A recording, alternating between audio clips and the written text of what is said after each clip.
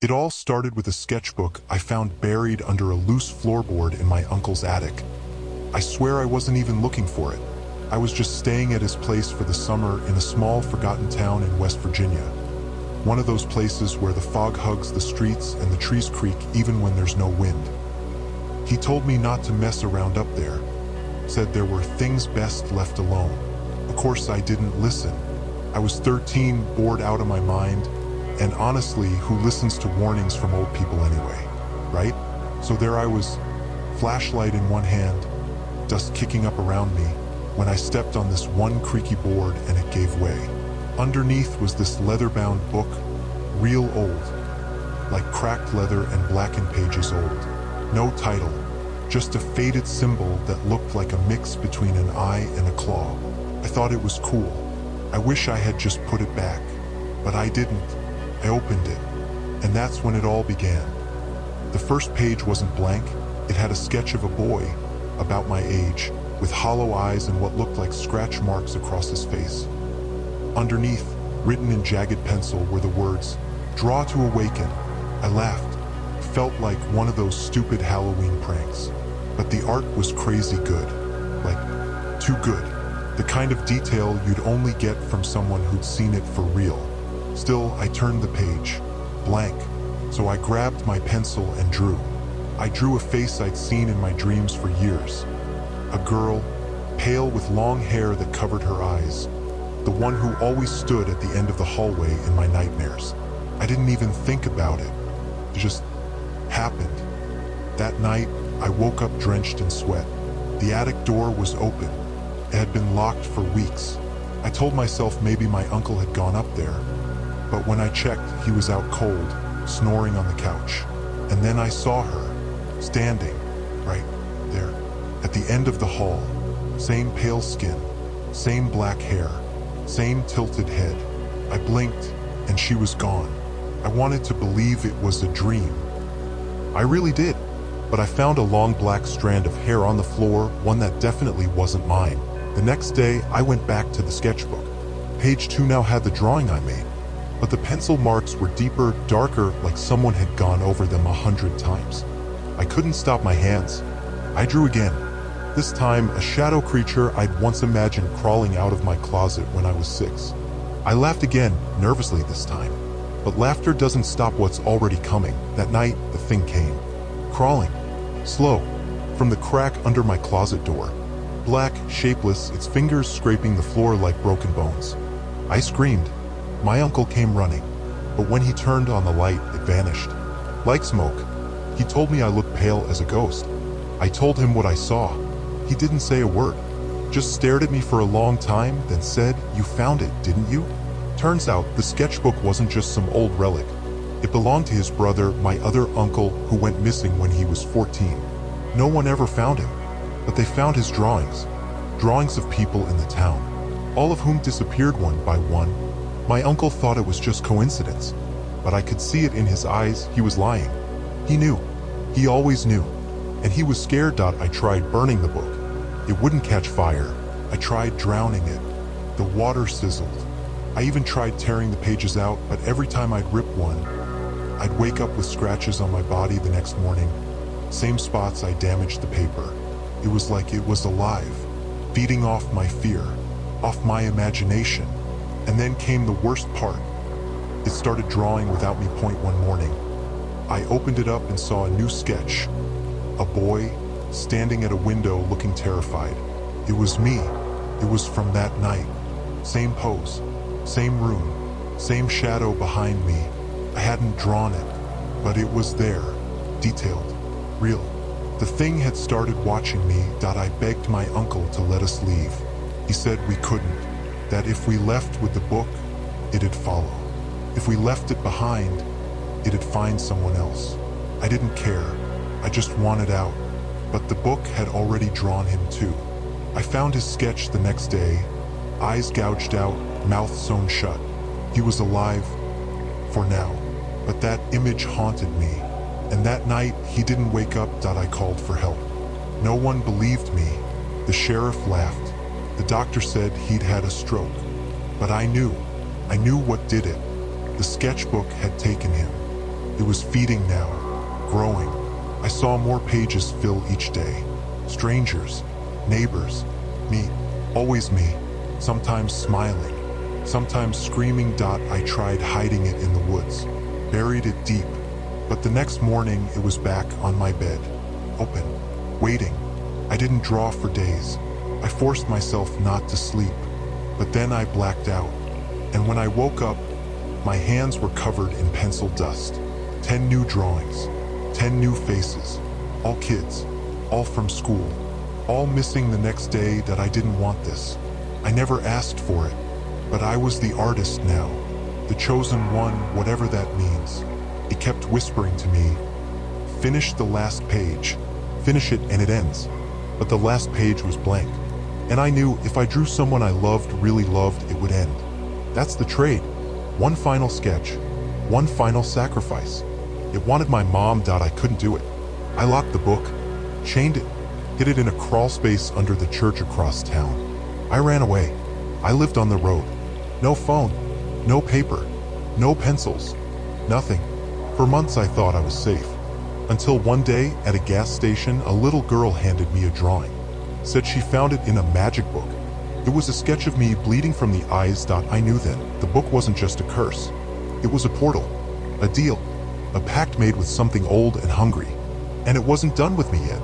It never will be. So if you find a sketchbook, no matter how cool it looks, don't open it. Don't touch it. Don't even think about drawing in it, because once you draw the dead, they start drawing you back.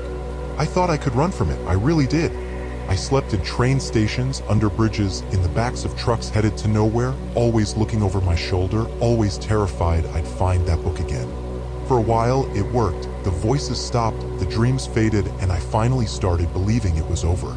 But evil doesn't sleep, and it sure as hell doesn't forget. One night, while hiding in a barn outside Nashville, I felt something sharp poking my ribs. Thought it was just a stick or a nail, but when I rolled over, it was there.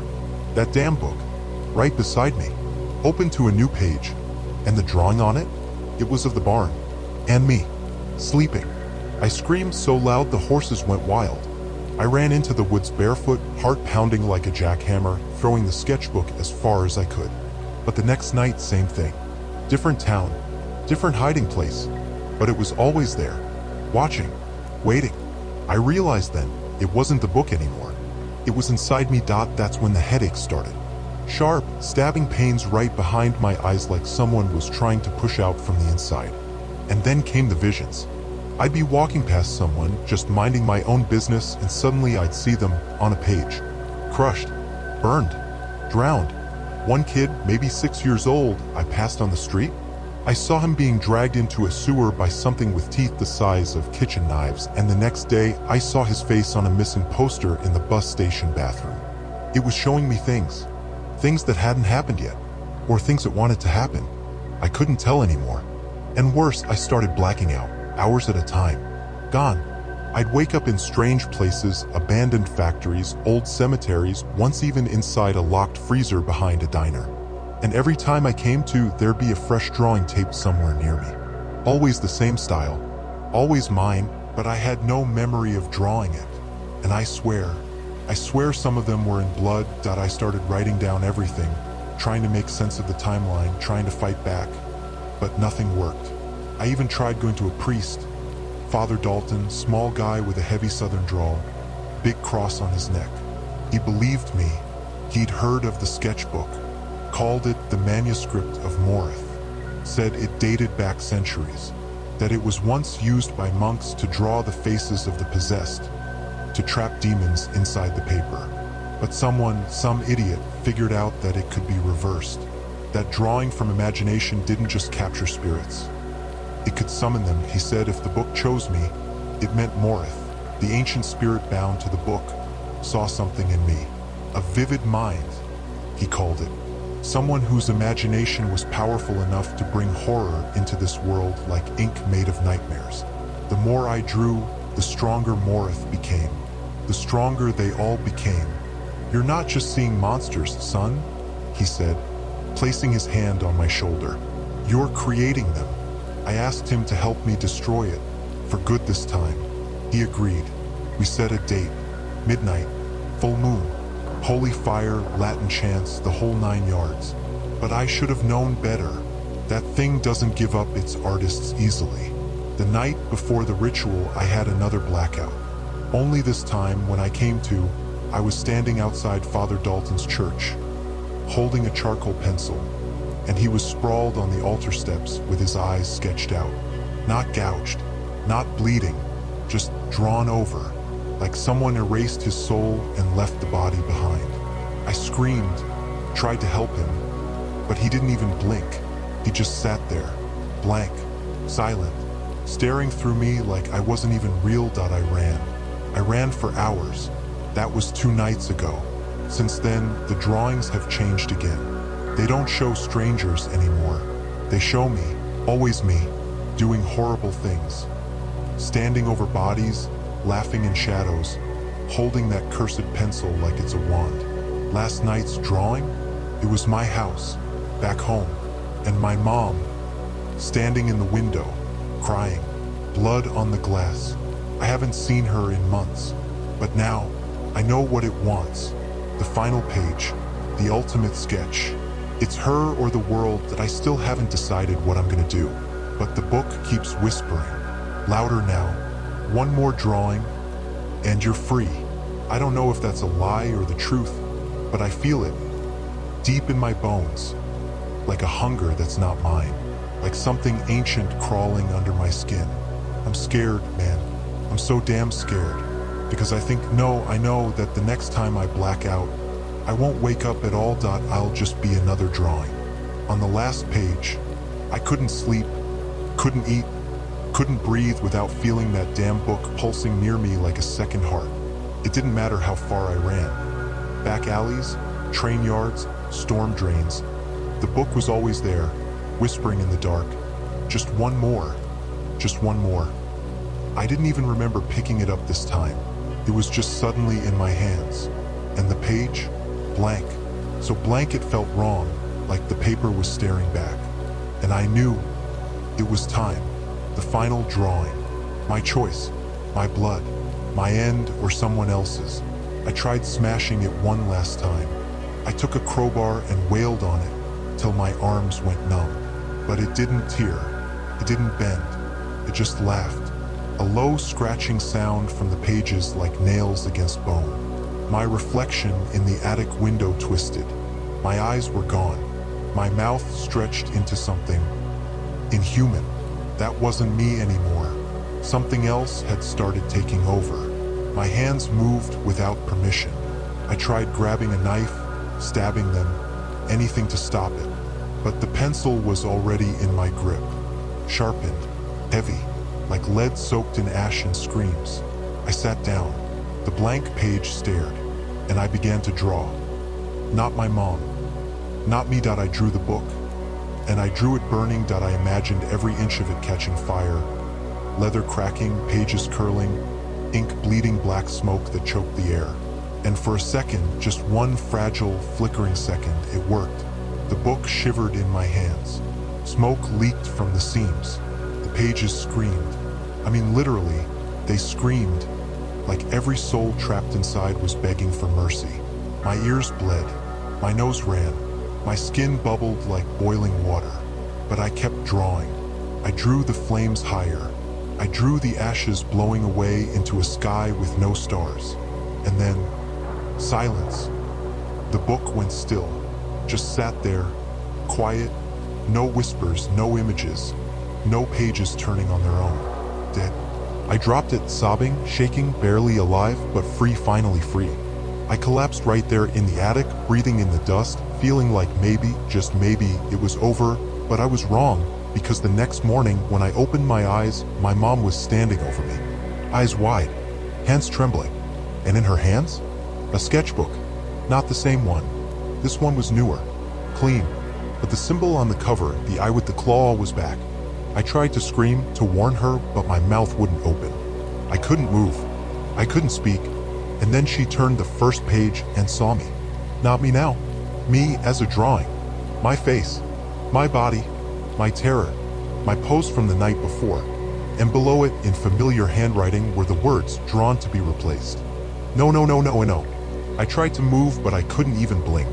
I was trapped, frozen, and she didn't know. She didn't understand. She thought I was sleeping. She cried.